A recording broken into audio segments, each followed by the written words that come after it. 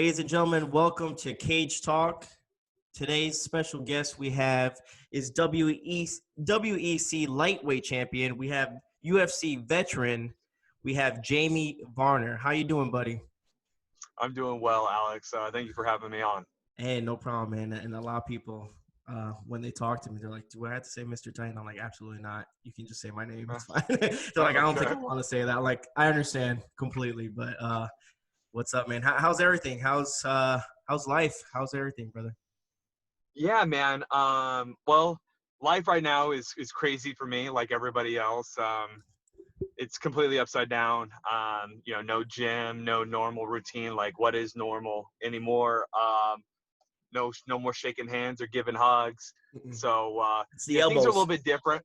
Yeah, man. Yeah, been doing some fist bumps here and there too, but yeah, things are good. And if you're talking about, since fighting, post fight career. It was kind of a roller coaster ride. Like my fight career was like a roller coaster ride of ups and downs. I owned a gym. My last year of fighting in the UFC, I decided to open a gym. Okay. And trying to juggle running a business and a professional Fighting, and trying to be a yeah. professional athlete, it was impossible. I lost 3 fights. I had every possible accident, injury that could happen. I had zero luck in that 2014 year, from breaking my ankle. I broke I my remember that toe. fight. Oh, that fight was Yeah, rough, man. Jeez. my Abel Trujillo fight. It was so cold in the back. I was walking out and I had to walk up some steps, and I fucking, poor part of my language, but No, man. I pulled a muscle walking out to the cage, because like I said, it was super cold. Mm-hmm. And I had to go. I was just walking up these stairs, and next thing I know, I felt like someone someone shot me in the back of my leg, my right leg. And like I said, just like anything that could happen, if there was a banana peel, I found a way to step on it. So I think trying to juggle both of those and trying to fight, ultimately is what led to my early retirement, as well as all the concussions. But I owned a gym for about 2 years. I ended up selling it about a year after I retired, made some money, and I actually dropped out of college my senior year. And so I took the money that I made from selling my gym, and I used that to go back to college and finish my degree. That's So awesome. went back, cool, finished my business degree. I started off with accounting originally, and then at 31 years old, when I decided to go back and finish, I forgot a lot of my math, so I ended up finishing with a business marketing degree, just so I could finish and get it done. But I actually am in medical sales now, and I work for a great company, Bayer, Bayer. They make Aleve and stuff like that. They actually have a radiology division. So I actually work in Bayer's radiology division, selling contrast injectors, software, as well as pharmaceuticals as well. So it's pretty cool, man. Like my transition from fighting to going back to college and being a student at 31 years old. And I Hey, went man. on campus with all the 20-year-olds. It was crazy. Well, they're probably like, I'm not gonna mess with that guy. That guy could kick my ass, None of them knew who I was, Really? but there was a couple of the nerds, a couple nerds in there, like, and they were just kids that just Googled me, like Really? they saw my name, like, because we had like had to write our names on like name cards and put them on our desk. It was so funny. So like some people Googled me and they're like, "We know who you are." It was funny. They're like little kids, but I still have friends that are like 23, 24, 25 years old that I graduated with, that are like asking me for like life advice and how to get jobs and stuff. Like we graduated at the same time, but I made friends while I was there, which was pretty cool. That's cool, man, and that's awesome. Especially, it's always interesting just to listen to, especially fighters, and what they do next, because they usually define their whole persona as a cage fighter. So then once they leave, they stop that profession. It's kind of hard to kind of separate that. But I'm glad that you found your way, man, and that you're happy. I think not to say that I was any smarter than anybody else, but when I'm 35 years old. I started fighting. I had my very first cage fight when I was a senior in high school. I had my very first professional cage fight in August before my freshman year of college. Like I started back in 2003, and I was in the UFC by 2006, August 2006. So essentially 3 years after I started my professional career, I was in the UFC. And back then, I fought Hermes Frank, and I think he was ranked like fourth or fifth in the world at the time. I took that fight on like 2 or 3 weeks' notice.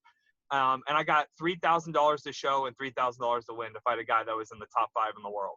Really? That's it?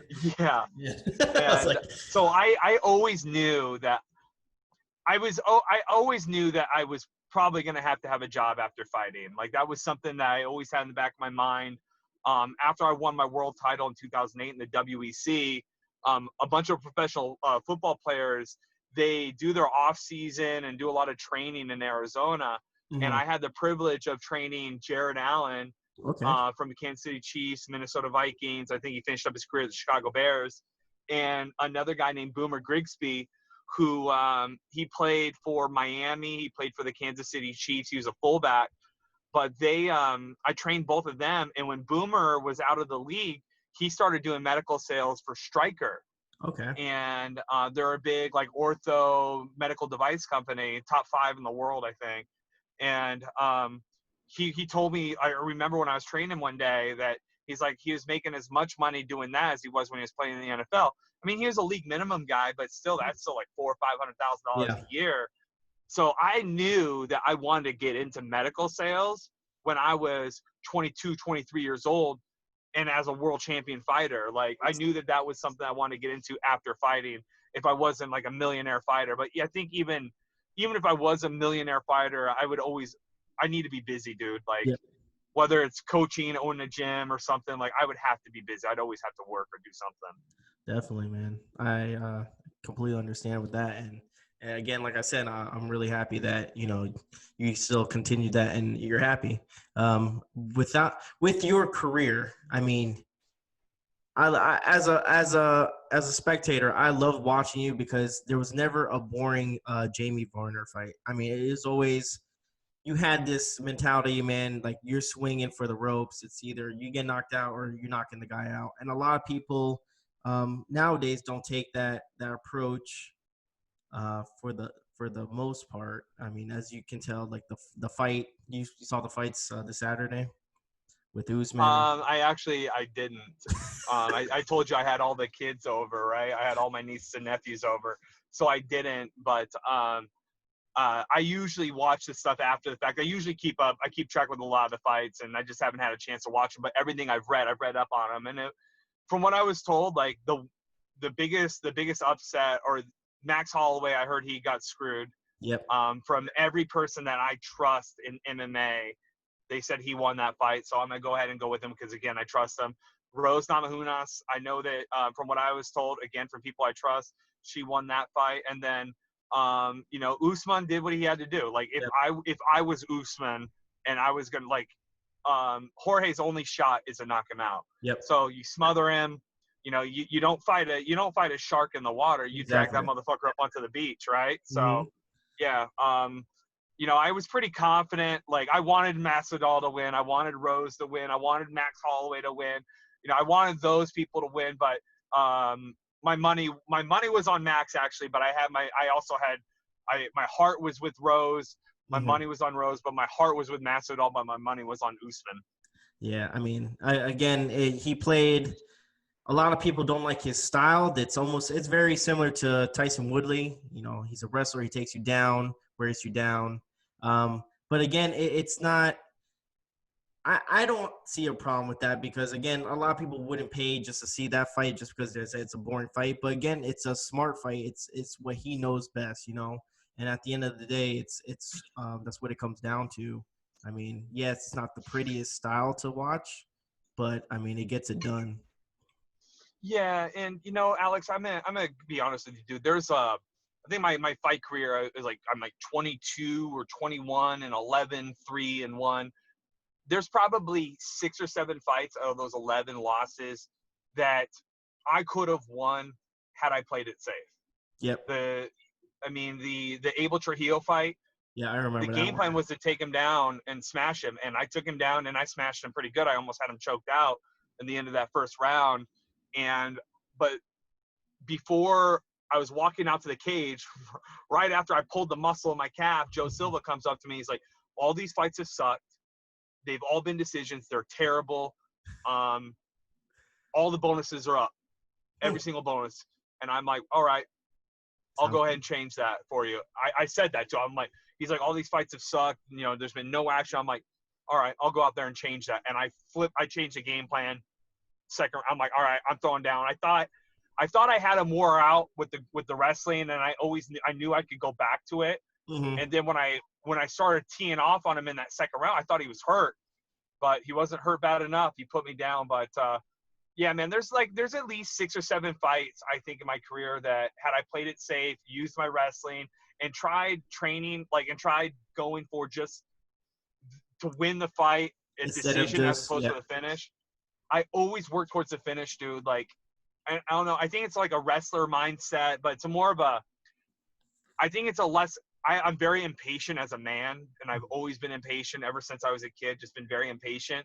So I want to finish the fight right away, and I think a lot of it comes from maybe a lack of maturity, a lack of patience. I always just wanted to finish the fight. I always just want to finish. So it didn't matter if it was 5 minutes, if it was 4 minutes and 55 seconds of the 4th round. I was always trying to finish you because I wanted that fight to end. Definitely. And I got caught trying to finish fights, man. My Shane Roller fight, I clipped him. I came running at him with some haymakers. I remember Ended that up too. slipping. I slipped on the mat, literally slipped trying to finish him, and he took my back and choked me. Again, if there was a banana peel, I always found a way to step on it, Well, except for against except for against Edson Barbosa. I didn't slip on a banana peel that night. well, again, I respect you as a person. I respect you as a fighter. I mean, all your fights were entertaining, and that's what, again, that's what people remember, man. Regardless of the Yeah. wins or the losses and stuff, it's not about that. It's just about you, giving yourself to the sport. And you did, man. I mean, you started off at UFC, but let's go, before that, right? In high school, it was what you went to Deer Valley, Yep. right? You went to Deer Valley. You were a 2-time regional champion and state runner-up. I didn't even know that your background was you were so heavy into wrestling. Imagine, wrestling is like the kind of like the biggest platform almost, because then you can basically judge where the fight goes. If the guy's teeing off on you, you just take him down. If you want to, you just take him down, pound his face. I mean, there's a lot. Wrestling, I think, is the main key and stuff. So after wrestling and after you did all that, you started UFC, correct? Yeah. Yeah. So I did local Mm-hmm. promotions, right? I had to fight regionally. I fought locally, then I fought regionally. I went out to Louisiana. I went to Canada twice. I had some fights get pulled from me in New Jersey. I had a fight in California. I had 2 guys after weigh-ins bail. They showed Really? up to the weigh-ins, they do the weigh-ins, and then they didn't show up to the fight. That happened to me twice, and after that happened 2 times in a row, Mm-hmm. that's when I got the call to UFC. Um, so yeah, it was. Yeah, I started my very first professional fight was March of 2003. I was a senior in high school. It was right before spring break, Okay. and then I think I fought 3 times as an amateur. I was 2-1 as an amateur. Then I went pro because back then the rules were the same. The only Mm-hmm. difference is you got paid. Yeah. And my very first pro fight, I made $100. And for me, I'm like, oh man, that's 330 packs. Let's go. You want me to fight this guy for $100? I would have fought him for free. But all right, 330 Uh-huh. packs. Let's do this. Oh man. So yeah, that was it, man. And then you went to after I think you fought 2 people in UFC. Then you went to WEC, right? In WEC, you Yeah. had some good success. Can you tell me a little bit more about WEC and the difference between UFC and WEC, and if you liked it a little bit more? Again, Chris Lytle was talking about it on my show, and he was saying that obviously it was more focused on the lightweights and featherweights and strong weights more than UFC had at the time was heavyweights and light heavyweights. Yeah. Yeah. So it was, I was 21 years old. When I first signed with the UFC, I got my first win in 2007 against Jason Gilliam at UFC 68, and then that's when when they acquired WFA, WEC, and it may have been even when they acquired Pride. But anyways, they acquired like a bunch of different companies, and Mhm. they acquired them just for their contracts. Okay. And so they ended up doing away with WFA and Pride or whatever, and they kept the WEC, and yes, they centered it around lightweights. And what they did for me was like, we're trying to build up this organization. We're going to send some of our younger talent down there. They gave me a $5,000 like bonus to go down to the WEC, and they increased my pay by 4,000. So instead of 3,000 to show, 3,000 to win, they bumped me up to 7,000 to show, 7,000 to win. And they guaranteed that all my fights would be on TV. Hmm. So back then it was Comcast, went to 80 million homes. It was on the Versus channel, and Yep. they had the exclusive contract with PBR, with the pro bull riding and all sorts of stuff. So it was just a good opportunity. Good opportunity for me to grow. I really liked the WEC. It was a very small community. Yep. So I was friends with most of the fighters because we saw each other all the time. I mean, I was doing guest appearances at most. If I wasn't fighting, Hmm. they usually flew me out to a lot of the fights to like promote them or do the Q&As at the weigh-ins, and I liked it, man. It was a fun time. I enjoyed Uriah and all of his guys going out to Sacramento. Hmm. I enjoyed all the people in the organization because it was just really it was fun. Like it was small. It was like being a part of a real exclusive community. Um, but it still had the same politics as the UFC. There was no negotiating contracts. Uriah was a golden boy, so he got all the big corporate deals, and then they had the big Mexican push for Bud Light. I don't know if you remember that, but Efren Escudero, Miguel Torres, Miguel a Torres, I lot of the remember. Yep. yeah, a lot of the Hispanic fighters, they got Bud Light money. They got and there was Bud Light and No Fear were the big corporate sponsors, and they gave. I raced motocross. I did all sorts of crazy shit. Like before Donald Cerrone was Donald Cerrone doing all the crazy shit. I Hmm. was out jumping my dirt bike, doing races, doing all sorts of stuff. So I thought like I would be a perfect fit for No Fear, and I was a world champion. And Uriah Yeah. lost his belt to Mike Brown, so I thought for sure that I was going to get one of these deals. And they picked their favorites. And Mm. when Uriah got that deal and he kept that deal, and it ended up turning into the AMP deal, like he got so much exposure because he was in like 75,000 7-Elevens Oh, really? Yeah. with no, yeah, man. So he got a lot of exposure. And then when Anthony Pettis came out, they and did his super kick, like he got AMP, but I think he was also a part of he may have been on Uriah's like management team too, because they got the AMP deal as well. So there was just like a lot of like politics and stuff, dude. And for me, I was super emotional back then, and I always felt like I wasn't good enough. So like I always took things personally if I didn't get shit. Yeah. And so I really hated the business side of fighting. I loved the training, I loved the competition, but everything that Mark Hunt told you is fucking true. Hmm. They're scumbags. They're not good people Yeah. unless you're like one of their golden boys. But if you ever complain or speak out against them, you get shunned. Yep. And I'm one of those guys that got shunned from them for sure. Yeah, he was saying I think he was lasted in the UFC for around like 5 to 6 years, and he no, I think it was 7 years or something like that. And he's told me 6 of the years that he was in the UFC, he was like, I was unhappy. He's like, I'm happy now, and I felt bad for him, And again, he was telling me that Tim Sylvia is, I think he's doing a GoFundMe page because the UFC doesn't pay for some of his injuries, especially the injuries. I think it was from the Frank Mir, if you remember that. It was a long time ago Yeah, with when the he broke his armbar. arm. Yep. Yep. And he's still trying to, I guess, pay for those surgeries or something. So yeah, Mark Hunt had a lot to say, and again, it's people don't see that. I guess through here they see pay-per-views, they see the UFC, they see this, they see everything, but you really don't know what happens behind closed doors and stuff, man. It's again, it is a Dude, business, so it's a I little was a rough. world champion. I was a world champion. I never ever made more than $40,000 in a fight. Wow. I was a world champion. At one point in time, dude, I was ranked in the top 3 in the whole world, whether it was Pride, K1. What was the other one that they had where Eddie Alvarez was over there? Oh, Ryzen. Like, I mean, Right. again, I was in the top 5 in the whole world, dude. I never in my career did I make more than $40,000 in a fight for a fight purse.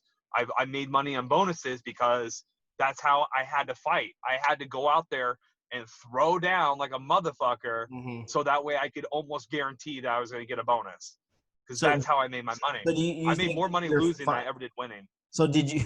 So do you think your that changed your fighting style just because you needed more money and stuff like that? Just because you saw like, hey, No, no, because I'm a finisher.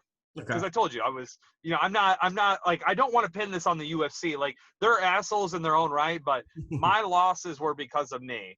Mhm. I was impatient. I was immature. I wanted to finish the fights.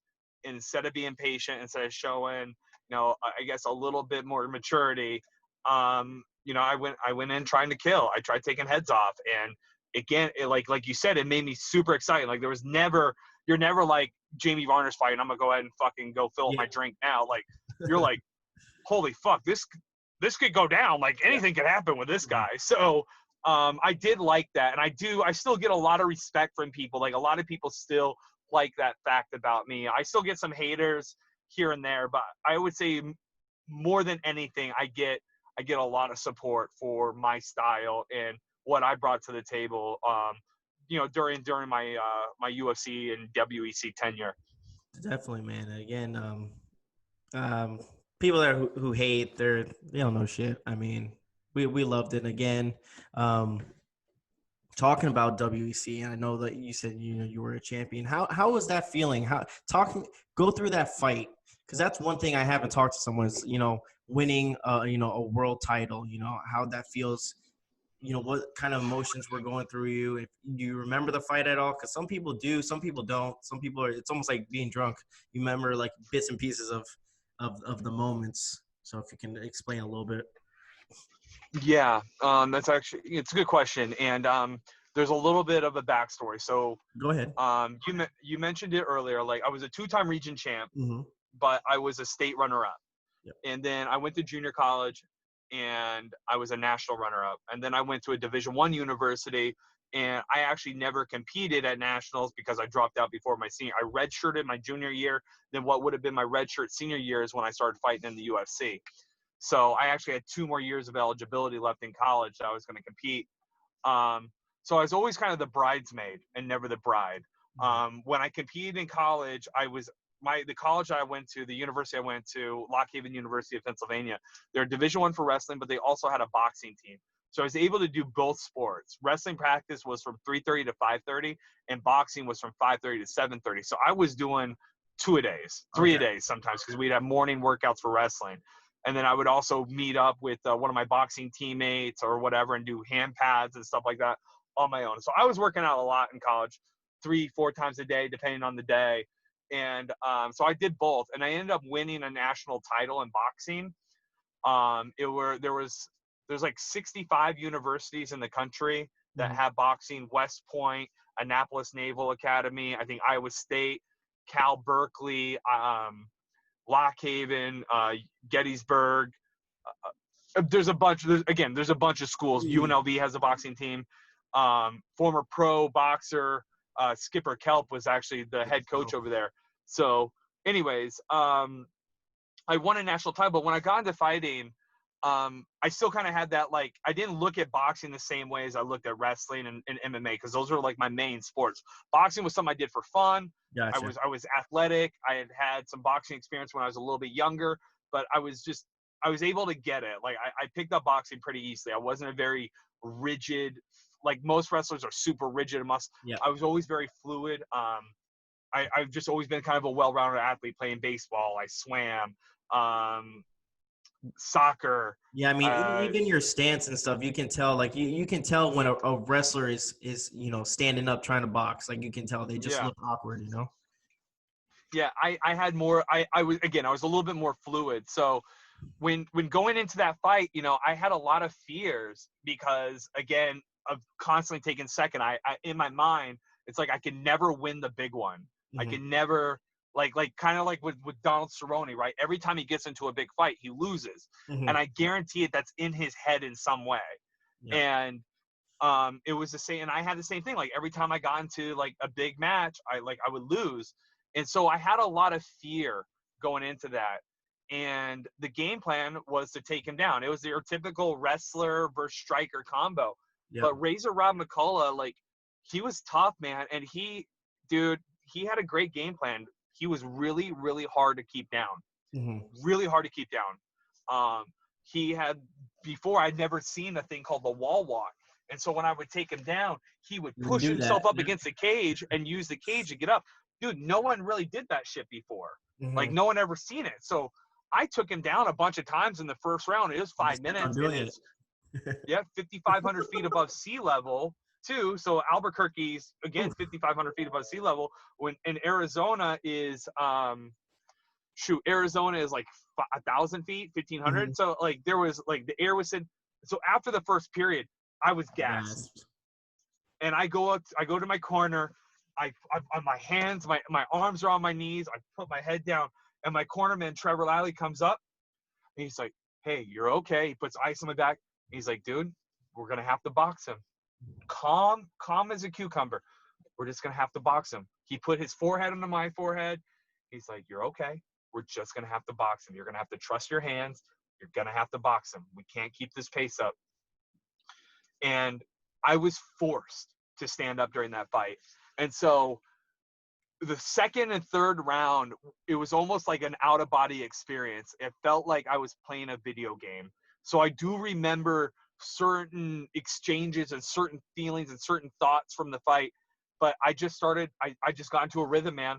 It felt just like sparring and Hmm. the rhythm, and he didn't put a ton of pressure on me. So the pace I was able to go, dude, It was your I own could have pace. went That that was good. pace for fucking Yeah. 20 rounds.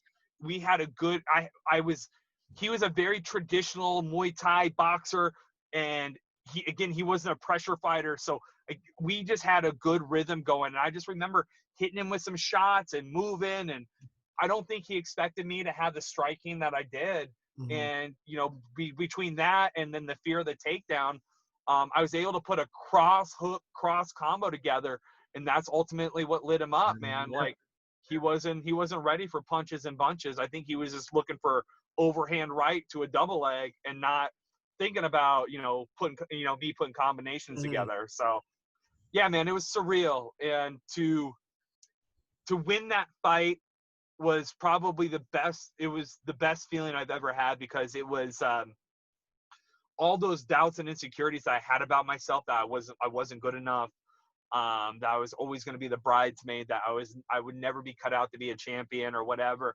All that bullshit, evil poison I told myself, it went away, man. In like a I second. was I was finally good enough. Yeah. Finally good enough. Again, that's pretty cool, and it's a story a lot of people don't hear about, especially the emotions, because you can see the, I mean, obviously after when the fighters are done, and especially the interview part, man, it's like weight's been lifted, man. I mean, it just drains you, and I was, oh man, I remember watching that fight. I watched it a couple days ago. It's still one of my favorites. One of the other favorites of mine, of yours, was Donald Cerrone. Obviously, both of them. I mean, those matches were, man, you guys threw everything at each other. That's again one of those, Oh, that those wars. Like no one realizes, like, the day after. Can you explain everyone what the day after a fight is? Because I mean, if someone's not a fighter, they don't realize all that shit and all the soreness and all that. I mean, yeah. it's like, Well, the the first fight was worse than the second fight. yeah, definitely. I was able to walk out of that first fight essentially unscathed as far as injuries are concerned. So the very first fight, I broke my right hand in the first round of that fight. Yep. I missed. I either hit him on the head or I missed the head, and I hit the mat. I snapped I had a compound fracture on my right index metacarpal. I think in the third or fourth round, I kicked him in the face with my left hand, or with my left foot, and I broke my foot. Going into that fifth round, I had a broken hand where the bone was sticking out. I had a broken foot, um, but I was ready to win. I'm like, I'll jab him, I'll take him down, whatever it takes. I got this. Um, We got into an exchange, and I was on the ground, and he kneed me in the face. I remember that. And like, I loved how he was able to spin that to where it was like me quitting, but he knows the rules. Yeah. He knows the fucking rules. He knew the rules. He knew I was on the ground. So he was able to spin. I think he was looking for a way out. I think Donald, he had lost every single round of that fight. He got dominated in the first, got dominated in the second, got dominated in the third, and he got kicked in the face in the fourth. He didn't win any rounds. So I don't know. I felt like he was looking for a way out. If he wasn't, a professional kickboxer need me in the face. Even a glancing blow. I had a lesion on my right retina. I was light sensitive, couldn't see out of it for like 3 days. I was light sensitive for like 2 weeks.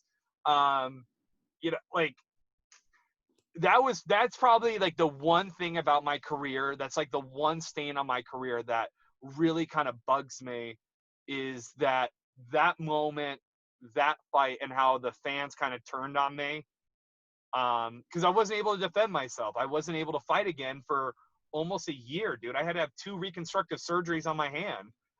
like Wow. like I was out for a year. I couldn't train for 6 months because I had these pins coming out of my hand. Dude, it was wild. It was a wild time. But the feeling after that fight was I felt like I'd been in a car accident, man. I wasn't normal for, man. I was, my pee was like dark brown, like dark brown after that fight. Like my next, like, probably 3 or 4 peas were like dark brown. I was extremely sore. I think I just laid in bed for, after, like, between doctor's appointments, all I did was lay in bed. They gave me a bunch of Vicodins and shit, and I never did drugs, never took pills. So I didn't take any painkillers during that whole time. So I was just like laying in bed, just in pain, pretty miserable for about 2 weeks. Wow, man. That's crazy. And again, that fight and the way people go through, especially fighters. Like, I mean, again, you had that warrior's mentality, man. I mean, you suffered injuries during fights that I know, and you just kept on. The last one was the one in the UFC with your ankle. I mean, that was, man, that is gruesome, and I mean it in the best way possible. I mean, you were standing on your feet with a broken ankle, and you were still throwing bombs like that. That is like, you understand, that mentality, man, to have that, to just say fuck it and just keep going is unbelievable. I mean, again, how sad is that I was so much better than him that with one fucking foot I was still able to win that round. I hate James Krause. He's such a bitch. I wanted to fight him again. He's a fucking pussy. And he's like talking shit. Go get a win. Motherfucker, I was a world champion. I saw you get knocked out by Donald Cerrone. Yeah. You got fucking lucky. My ankle fucking broke. Yeah. It was from his kick. So good. Good for you. That has like never fucking happened in MMA where someone kicked someone's ankle and then broke it. Like, it's never happened. Like, he literally won the fucking lottery. And I wanted that fight again so bad. And all he did was talk shit. I hate that motherfucker. But yeah, that was a good fight. And that was like, I think that was an opportunity for me to like show all the naysayers that said I quit and gave up in the Donald Cerrone fight. Like, no, man. Like, the doctor stopped that fight. I wanted to keep fighting. When the motherfucker's like, how many fingers am I holding up? And I just guessed 2, and he had 3. Like, what am I supposed to do with that? Yeah, I get you. And how many times did you? I'm trying to remember, because I remember. I think you. How many times did you fall in that fight because of your ankle? It was like 3 times. It was 3 or 4. Yeah, I don't know. I didn't count. I was just trying to beat his ass. I was trying to finish him, so I knew I was fucked. So if there was any way possible of having a rematch, you coming out of retirement, would you fight him? Yeah, I would come out of retirement for it. I hate him. There's like 2 guys. Okay. There's him, and then I have a former training partner named Esteban Payan. and I hate that motherfucker too. He's a bully. He beat up one of my so he was a pro fighter, fought in Strikeforce and all this shit. Hmm. We had an amateur guy that was like 0-1, and he sparred with this amateur and broke the kid's orbital and his nose in one sparring session. Like, Wow. just completely teed off on a guy that Yeah, what kind had of sparring zero is that, business. man? Dude, That's he's a terrible, terrible human. So there's like two people I would come out of retirement for, and those are the gotcha. two. But most likely will, I mean, never happen. But if there was a lot of money on the line and those fights are a really awesome charity, I would consider it for sure. All right, man. Again, you've always been a fan favorite in my eyes. I always watched. I loved watching you in the WEC. I loved watching you in the UFC, man. You did great things. I loved your style, and the most important thing that kind of stuck with me with your style of fighting is that you gave it everything you had. You know, it wasn't like you were trying, like we talked about before. It wasn't like you were trying to just outbox the person just to win the round. Even if you're Grind winning out the a round, decision. you're Yeah. going haymakers all day. And you know what? I really respect that as you as a person and as a fighter, man. And I loved it. I loved everything about it, man. I do appreciate you, brother. Thank you, man. And Appreciate and you. That was awesome to hear, man. Thank you for that. no problem, man. And again, thank you for coming on. Thank you for spending time. I know you probably want to get the hell out of your car and stuff and go home. I know you got a couple chocolate labs, huh? I saw them on Yeah, Twitter. I got a couple puppies at home. I saw some stuff on the honeydew list that needs to get completed There today. you go, man. You just But definitely. We'll keep in contact again. I'll text you here and there. Not to yeah, bother. Alex, whenever, man. I'm not like on some crazy high horse. If you need to bullshit, need some content, you want someone to share a piece of their mind. I got you, man. I Yeah, can talk about a lot of shit. and thanks again for showing up, and I do appreciate you. And again, the people that watch this, they appreciate you too, man. So thanks for everything, buddy. Perfect, man. I hope you have a great day.